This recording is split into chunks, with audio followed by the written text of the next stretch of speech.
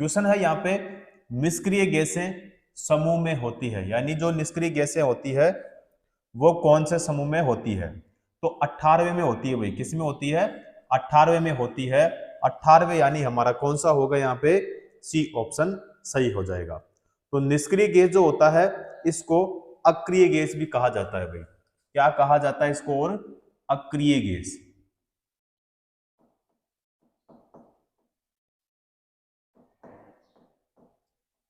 अक्रिय gas भी कहा जाता है, क्योंकि यह न तो इलेक्ट्रॉन क्या करती है ग्रहण और न ही मुक्त करती है। इसलिए कौन सा हो जाएगा यहाँ पे? 18वां हो जाएगा। और यहाँ पे निष्क्रिय गैस को और क्या कहते हैं भाई? अक्रिय गैस भी कहते हैं। क्लियर? तो अगला क्वेश्चन करते हैं। समूह 18 के तत्व है। समूह 18 के तत्व है। एल्कली धातुएं, हेलोजन, उत्कृष्ट गैसें, एल्केलाइन मृदा धातुएं। तो उत्कृष्ट गैसें होगी भाई। क्या होगी? उत्कृष्ट गैसें, यानी बी ऑप्शन क्या हो जाएगा यहाँ पे?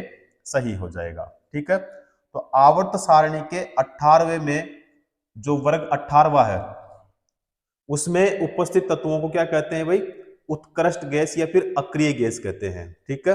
अब देखो समूह जो है ना, समूह 18, समूह 18 में कितने तत्व है भाई? 7 तत्व। 7 तत्व क्या है भाई? स्थित। अब आप कहेंगे सर कौन कौन से होते हैं? देखो, हीलियम, प्रतीक क्या होता है इसका? He। ठीक है। हीलियम, उसके बाद में नियोन,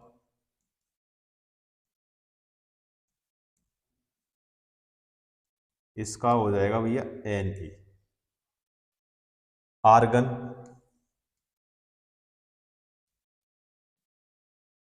इसका हो जाएगा Ar। क्रिप्टॉन,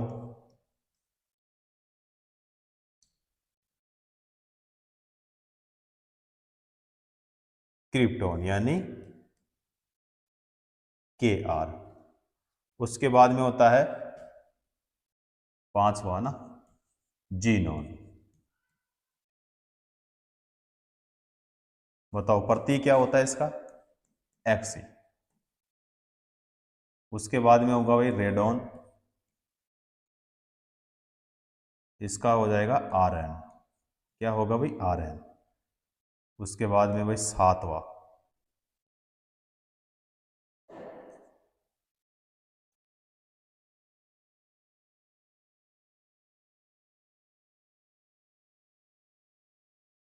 ऑर्गेनाइजेशन, प्रतीक OG हो जाएगा। ठीक है। तो समूह 18 में कितने तत्व होते हैं भाई? 7। और कौन कौन से होते हैं वो मैंने आपको यहाँ पे बता दिया है, क्योंकि क्वेश्चन यहाँ से भी पूछा जाता है। क्लियर? तो कौन सा होगा इसमें? B option. अगला क्वेश्चन करते हैं।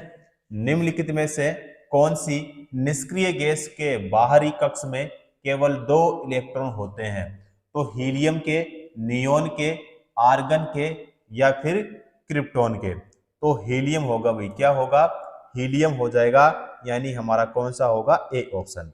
तो हीलियम जो है कौन सी गैस है? निष्क्रिय गैस। और इसके बाहरी कक्ष में केवल कितने इलेक्ट्रॉन होते हैं?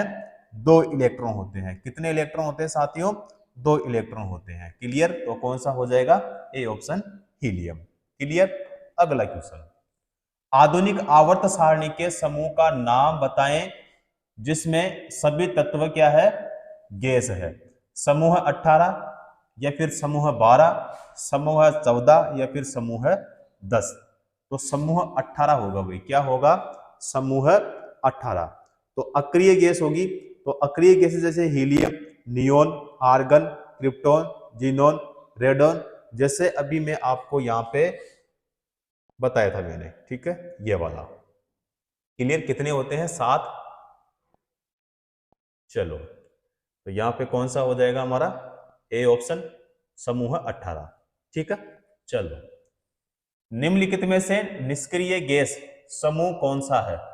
क्षारीय धातु समूह, हेलोजन समूह, 16वां समूह, 18वां या फिर शून्य समूह? 18वां, या फिर शून्य समूह, ये सही होगा भाई। ठीक है, डी वाला करेक्ट आंसर, डी ऑप्शन। और कौन कौन से होते हैं वो मैंने आपको बता दिया है। ठीक है, चलो जी। निम्नलिखित में से किस अक्रिय गैस का इलेक्ट्रॉनिक विन्यास क्लोराइड आयन यानी Cl ऋणायन में होता है? NeHeKr या फिर Ar? तो यहां पे सही जो आंसर होगा वो होगा हमारा Ar, यानी डी ऑप्शन क्या हो जाएगा हमारा, सही हो जाएगा। ठीक है, अब देखो भाई Ar का मतलब यानी यहां पे लिखेंगे हम 18। कितने लिखेंगे भाई? 18। तो यहां पे अक्रिय गैस का क्या पूछा इसमें?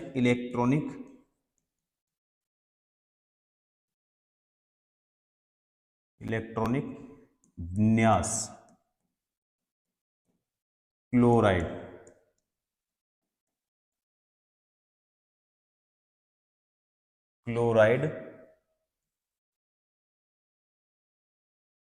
आयन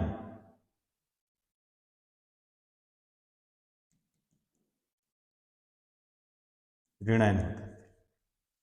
ठीक है, तो Ar यानी 18, इसका इलेक्ट्रॉनिक विन्यास क्या होता है? 2, 8, और इसका भी यहाँ पे भी क्या होगा? 8।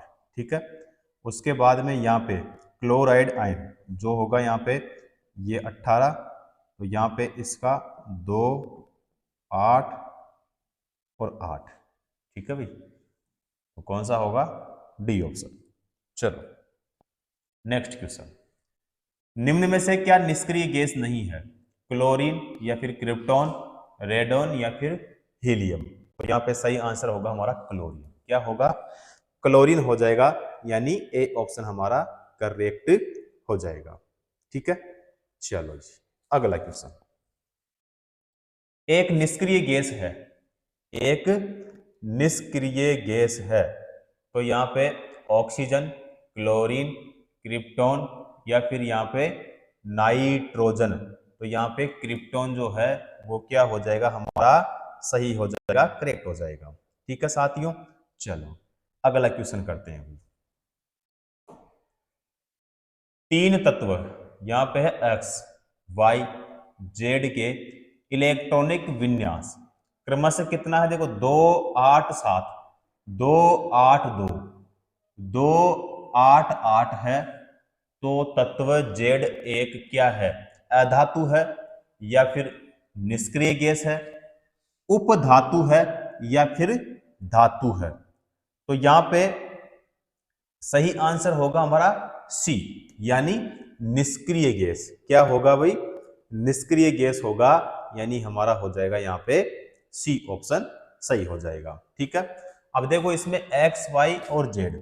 तो एक्स ये हो गया वाई और ये यहाँ पे हो गया भाई जेड।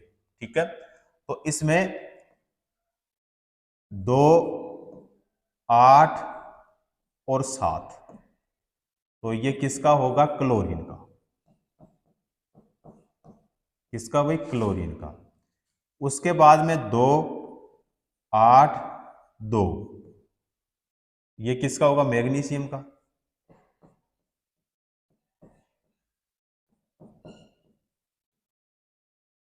मैग्नीशियम का। उसके बाद में ये हो जाएगा यहाँ पे 2, यहाँ पे 8 और यहाँ भी 8, और यहाँ पे हो जाएगा भैया आर्गन। क्या होगा? आर्गन हो जाएगा।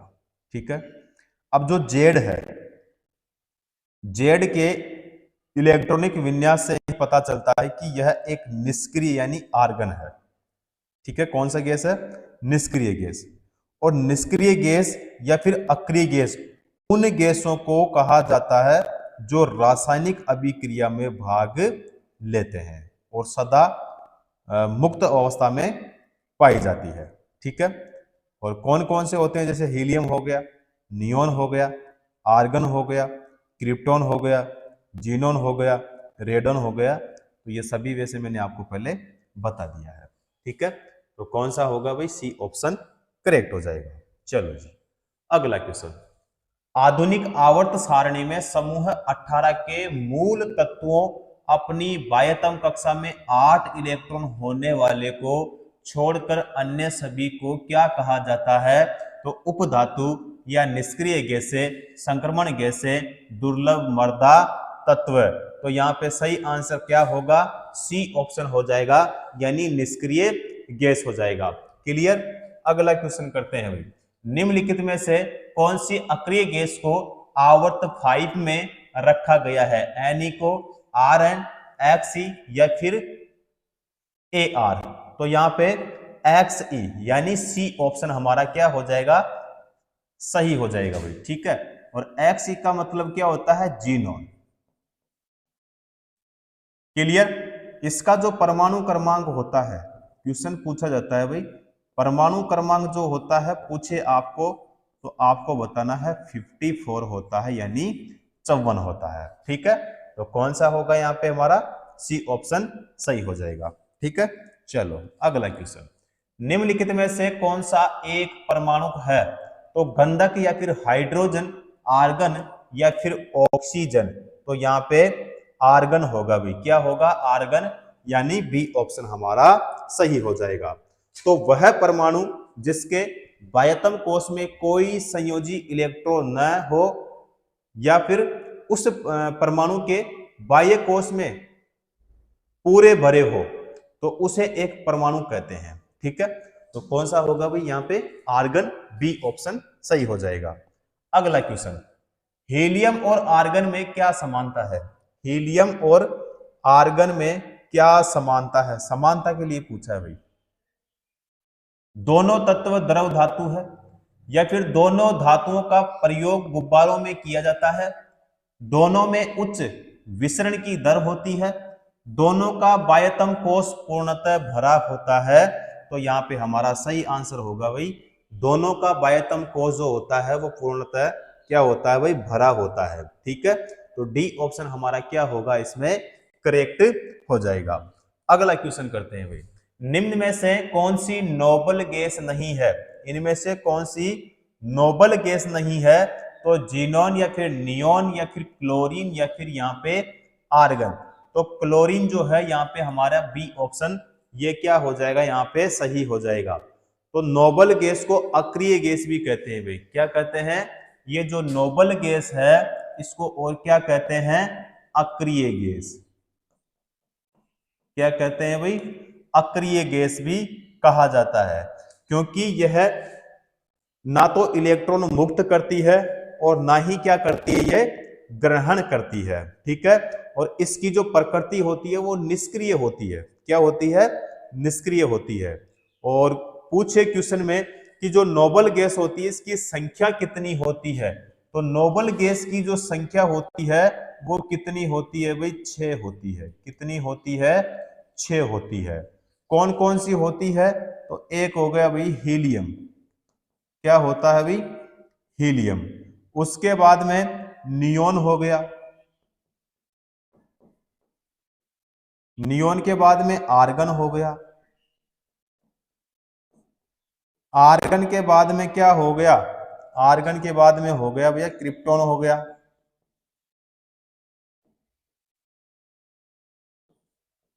इसके बाद में जीनोन हो गया,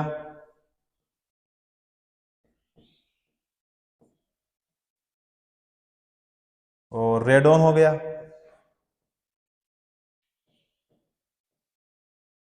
ठीक है, हो गए ना 6? तो संख्या कितनी होती है? 6।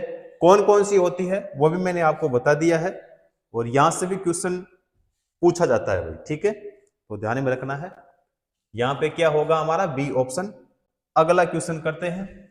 कौन से समूह में शामिल तत्व रंगहीन, स्वादहीन और गंध रहित गैसें हैं? क्षारीय धातु समूह, हैलोजन समूह, शून्य समूह, भूसारीय धातु समूह या फिर भूसारीय धातु समूह? तो यहां पे सही आंसर होगा हमारा शून्य समूह। क्या होगा? शून्य समूह हो जाएगा, यानी हमारा ए ऑप्शन करेक्ट हो जाएगा। क्लियर? अगला क्वेश्चन, सल्फर की परमाणुकता क्या है? सल्फर की जो परमाणुकता है वो क्या है भाई? तो बहु परमाणु जो कि यहां पे सही होगा, एक परमाणु, द्वि परमाणु, त्रिपरमाणु नहीं होगा भाई, यहां पे हमारा ए ऑप्शन ही क्या होगा, सही होगा, करेक्ट होगा। क्लियर। अगला क्वेश्चन, चलो जी। कार्बन द्वारा प्रदर्शित श्रृंखला यानी सीरीज गुण निम्न में से किस गुण को दर्शाता है? ए ऑप्शन देखो भाई, स्व अपसन गुण, या फिर परमाणु की लंबी श्रृंखला बनाने हेतु स्व संयोजन क्षमता, या फिर कार्बन का अपने यौगिकों को दहनशील प्रकृति प्रदान करने का गुण, या फिर विभिन्न अपरूपों के रूप में पाए जाने का गुण। तो डी ऑप्शन नहीं होगा भाई, सी भी नहीं होगा, बी सही होगा, ए भी नहीं होगा। ठीक है, कौन सा होगा हमारा, यहां पे हो जाएगा बी ऑप्शन करेक्ट हो जाएगा। क्लियर। अगला क्वेश्चन, निम्न में से किस तत्व का कठोरतम प्राकृतिक अपरूप पाया जाता है? एस, पीबी, सी, एसएन। सी होगा भाई, क्या होगा, सी होगा। सी का मतलब क्या होता है भाई, कार्बन होता है। क्या होता है, कार्बन। ठीक है, क्या होता है, कार्बन होता है। और कार्बन जो है प्रकृति में सर्वाधिक मात्रा में पाया जाने वाला क्या होता है भाई, तत्व होता है। ठीक है, तो सी ऑप्शन हमारा करेक्ट हो जाएगा। अगला क्वेश्चन, कार्बन का इनमें से कौन सा गुण कार्बन यौगिकों की अधिक संख्या के लिए उत्तरदायी है? तो यहां पे समावयव और यहां पे है द्विवीय संयोजकता, या श्रृंखलन गुण और चतुर संयोजकता, या श्रृंखलन गुण और द्विवीय संयोजकता, या अपरूपता और चतुर संयोजकता। तो यहाँ पे बी ऑप्शन होगा भाई, क्या होगा, श्रृंखलन गुण और चतुर संयोजकता, यानी बी ऑप्शन हमारा क्या हो जाएगा, करेक्ट हो जाएगा। चलो जी, नेक्स्ट क्वेश्चन, कार्बन के बारे में निम्न में से कौन सा कथन यहाँ पे सत्य होगा? देखो, कार्बन एक उत्कृष्ट गैस है। कार्बन जो है एक उत्कृष्ट गैस है, बताओ सही होगा कि नहीं होगा? तो ये सही नहीं होगा भाई। कार्बन प्रकृति में उपधातु है, ये भी नहीं होगा। कार्बन प्रकृति में धातु है, ये भी नहीं होगा। कार्बन प्रकृति में अधातु है। ठीक है, ये सही होगा, डी ऑप्शन हमारा सही हो जाएगा। तो कार्बन जो है एक क्या है भाई, अधातु। क्या है, अधातु। और इसका जो परमाणु क्रमांक है, क्वेश्चन पूछा जाए तो आपको बताना है कि इसका जो परमाणु क्रमांक होता है वो कितना होता है, 6 होता है। कितना होता है भाई, 6 होता है। ठीक है, और पूछे इसमें इलेक्ट्रॉन कितने पाए जाते हैं, तो आपको बताना है कि इसमें 6 इलेक्ट्रॉन पाए जाते हैं। और इसका जो परमाणु द्रव्यमान होता है वो कितना होता है भाई, 12। कितना होता है, 12। पूछे परमाणु द्रव्यमान, परमाणु द्रव्यमान कितना होता है भाई, 12। ठीक है, और इसका प्रतीक क्या होता है, तो प्रतीक हो जाता है इसका सी। पूछे इसमें इलेक्ट्रॉन की संख्या,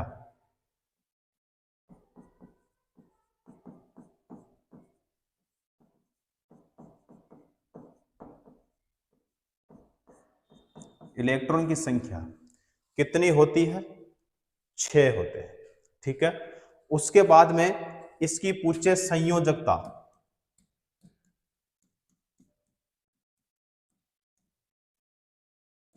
संयोजकता 4 कितनी होती है, 4 होती है।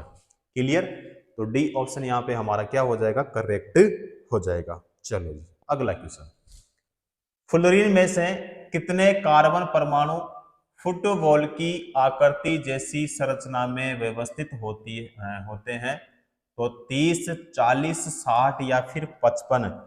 तो फ्लोरीन में कितने कार्बन परमाणु फुटबॉल की आकृति जैसी संरचना में व्यवस्थित होते हैं? 60 होते हैं भाई। क्या होते हैं, 60, यानी हमारा कौन सा होगा, सी ऑप्शन। चलो अगला क्वेश्चन, कार्बन के किस रूप का उपयोग शुष्क स्नेहक के रूप में किया जाता है? कोक का, या फिर हीरा, कोयला, या फिर ग्रेफाइट? तो ग्रेफाइट हमारा सही हो जाएगा वही डी ऑप्शन। क्या होगा? ग्रेफाइट यानी डी ऑप्शन सही हो जाएगा। अगला क्वेश्चन, कार्बन के इनमें से किस यौगिक की पिंजरे जैसी संलयित वलय संरचना होती है जो सोकर बॉल के सदृश्य होती है? तो हीरा या फिर ग्रेफाइट या फिर ग्रेफिन या फिर सी यानी कार्बन 60 फुलरिन, ये सही हो जाएगा भाई। सी 60 फुलरिन यानी डी ऑप्शन क्या हो जाएगा? सही हो जाएगा। सी का मतलब क्या होगा? कार्बन, तो यहाँ पे कौन सा होगा? डी ऑप्शन सही हो जाएगा। चलो जी अगला क्वेश्चन करते हैं। निम्नलिखित में से कौन सा कार्बन का क्रिस्टलीय अपरूप नहीं है? तो ग्रेफाइट, कोक, फुलरिन, हीरा, कोक होगा भाई। क्या होगा? कोक। तो कोक कार्बन का क्रिस्टलीय अपरूप नहीं है, यह कार्बन का अक्रिस्टलीय अपरूप है। और कार्बन के 3 प्रमुख अपरूप है। कौन कौन से हैं? हीरा, ग्रेफाइट और फुलरिन। ठीक है, तो यहाँ पे हमारा बी ऑप्शन सही हो जाएगा। चलो जी अगला क्वेश्चन, नीचे दिए गए कथनों पर विचार कीजिए और सही उत्तर का चयन कीजिए। यहाँ पे कथन है और यहाँ पे हमें देखना है कि कौन सा सही होगा, कौन सा हमारा गलत होगा। चलो देखो, फर्स्ट यहाँ पे है, फिर उसके बाद में है सेकंड। ग्रेफाइट विद्युत का कुचालक होता है। यहाँ पे पूछा है ग्रेफाइट विद्युत का कुचालक होता है, बताओ सही होगा कि नहीं होगा? तो ये बिल्कुल सही होगा। दूसरा पॉइंट देखते हैं कि ग्रेफाइट में प्रत्येक कार्बन परमाणु समान तल में 3 अन्य कार्बन परमाणुओं के साथ बंध बनाकर जुड़ा होता है, जिससे एक षष्ठकोणीय सारणी बनती है। तो ये भी क्या हो जाएगा? सही हो जाएगा। तो कहने का मतलब ये है कि हमारा दोनों ही सही होंगे, यानी ये वाला भी सही होगा, ये वाला भी सही होगा। कथन सेकंड सत्य होगा और कथन फर्स्ट असत्य होगा, भाई दोनों ही सही होंगे। इसमें कथन जो है फर्स्ट सत्य होगा और यहाँ पे कथन जो है वो सेकंड असत्य होगा, ये भी नहीं होगा भाई, दोनों सही होंगे। दोनों असत्य नहीं है भाई, दोनों सत्य है। तो कौन सा होगा? डी ऑप्शन करेक्ट हो जाएगा। अगला क्वेश्चन, किस अधातु का अपरूप इलेक्ट्रो विद्युत का सुचालक होता है? बताओ, कार्बन, फास्फोरस, सल्फर या फिर ऑक्सीजन? कार्बन होगा भाई। क्या होगा? कार्बन। तो कौन सा हो जाएगा? हमारा होगा ए ऑप्शन। ठीक है, अगला क्वेश्चन, निम्न में से कौन सा विभिन्न रूपों में मौजूद हो सकता है? Silicon, carbon, potassium, magnesium? तो क्या होगा भाई? यहाँ पे हमारा सी ऑप्शन हो जाएगा, कार्बन। ठीक है, अब प्रतीक इसका क्या होता है? तो अभी मैंने आपको बताया था कि इसका प्रतीक जो होता है वो क्या होता है? सी होता है। परमाणु भार जो होता है वो क्या होता है? इसका 12 होता है। परमाणु संख्या जो होती है वो क्या होती है? इसकी 6 होती है। क्या होती है भाई? 6 होती है। ठीक है, तो कौन सा होगा? हमारा हो जाएगा भाई सी ऑप्शन करेक्ट हो जाएगा। ठीक है, नेक्स्ट क्वेश्चन, जल और अन्य पदार्थों से रंगीन अशुद्धियां और बुरी गंधों को अधिशोषित करने के लिए कार्बन के निम्नलिखित में से किस अपरूप का उपयोग किया जाता है? ग्रेफाइट का, कोक या कोयला का, चारकोल या फिर कार्बन ब्लैक या फिर कार्बन ब्लैक? चारकोल होगा यहाँ पे सही आंसर हमारा, बी ऑप्शन। ठीक है, अगला क्वेश्चन, वह ठोस पदार्थ जिसका सामान्य नाम शुष्क बर्फ है? वह ठोस पदार्थ जिसका सामान्य नाम क्या है भाई? शुष्क बर्फ। तो CaCO3, तो ये नहीं होगा। CO2 यानी कार्बन डाइऑक्साइड, तो ये वाला सही होगा। CaCl2, ये भी नहीं होगा। ठीक है, ये भी नहीं होगा, ये भी नहीं होगा। सी ऑप्शन ही होगा यहाँ पे करेक्ट आंसर। ठीक है, तो कार्बन डाइऑक्साइड को शुष्क बर्फ के नाम से भी जाना जाता है और इसका जो उपयोग है वो मुख्य रूप से शीतलन एजेंट के रूप में किया जाता है। ठीक है, तो CO2 यानी सी ऑप्शन हमारा सही हो जाएगा। अगला क्वेश्चन, एक डायमंड में प्रत्येक कार्बन परमाणु से बंधे होते हैं 5 अन्य कार्बन परमाणु, 3 अन्य कार्बन परमाणु, 2 अन्य कार्बन परमाणु या 4 अन्य कार्बन परमाणु। तो यहाँ पे 4 अन्य कार्बन परमाणु यानी डी ऑप्शन हमारा सही हो जाएगा। चलो नेक्स्ट क्वेश्चन, कार्बन द्वारा मजबूत बंध के गठन का एक कारण इसका आकार है, विशाल, छोटा, मध्यम या फिर बहुत बड़ा। छोटा होगा भी, क्या होता है, छोटा होता है, तो बहुत बड़ा नहीं होता है। मध्यम या फिर विशाल, ये भी नहीं होगा भाई, छोटा होगा। सी ऑप्शन हमारा क्या होगा यहाँ पे सही हो जाएगा। चलो अगला क्वेश्चन, निम्न में से कार्बन के किस अपरूप की संरचना भूगर्भीय ग्लोब के समान होती है? तो यहाँ पे फुलरिन, सी ऑप्शन होगा भाई, क्या होगा, सी ऑप्शन हमारा करेक्ट हो जाएगा। निम्न में से कौन सा कार्बन का एक अपरूप नहीं है?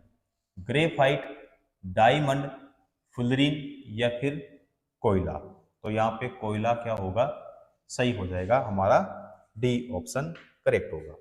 चलो अगला क्वेश्चन, कार्बन के अपरूप में कार्बन परमाणुओं को फुटबॉल के आकार में व्यवस्थित किया जाता है। तो कार्बन 50, कार्बन 60, कार्बन 40, कार्बन कितना है भाई, 30, 60 ही होगा भाई, क्या होगा 60, कौन सा होगा, सी ऑप्शन। अगला क्वेश्चन, सीसा पेंसिल में शीशे का प्रतिशत, तो 50, 70, 0 या फिर 100। तो यहाँ पे क्या होगा भाई, 0 होगा, क्या होगा 0, बी ऑप्शन करेक्ट हो जाएगा। चलो नेक्स्ट क्वेश्चन, किसमें प्रत्येक कार्बन परमाणु एक ही तल में 3 अन्य कार्बन परमाणुओं से बंधे होते हैं जो षटकोणीय व्यूह रचना प्रदान करते हैं? प्रोपीन, हीरे, ग्रेफाइट या फिर बेंजीन। तो यहाँ पे सही आंसर क्या होगा हमारा, यहाँ पे हो जाएगा भाई देखो, प्रोपीन या फिर ग्रेफाइट, हीरा या फिर बेंजीन। ग्रेफाइट होगा भाई, क्या होगा, ग्रेफाइट, बी ऑप्शन सही हो जाएगा। चलो जी अगला क्वेश्चन, किसमें प्रत्येक कार्बन परमाणु 4 अन्य कार्बन परमाणुओं से बंधे होते हैं जो एक दृढ़ त्रिआयामी संरचना का निर्माण करते हैं? Ethane, methane, diamond, graphite. तो यहाँ पे सही आंसर क्या होगा, डायमंड, यानी बी ऑप्शन हमारा सही हो जाएगा। चलो नेक्स्ट क्वेश्चन, कार्बन का कौन सा अपरूप जियोडेसिक ग्लोब के रूप में है? फुलरिन, हीरा, कार्बन नैनो ट्यूब या फिर ग्रेफाइट। तो यहाँ पे फुलरिन सही होगा हमारा, ए ऑप्शन क्या हो जाएगा भाई, सही हो जाएगा। ठीक है, तो फुलरिन जो है कार्बन का एक क्रिस्टलीय अपरूप है और इसके एक अणु में 60 या इससे भी अधिक कार्बन परमाणु होते हैं। ठीक है, और इसके अणु की संरचना जियोडेसिक ग्लोब या फिर फुटबॉल जैसी होती है। ठीक है, कौन सा होगा हमारा, फुलरिन, यानी ए ऑप्शन सही हो जाएगा।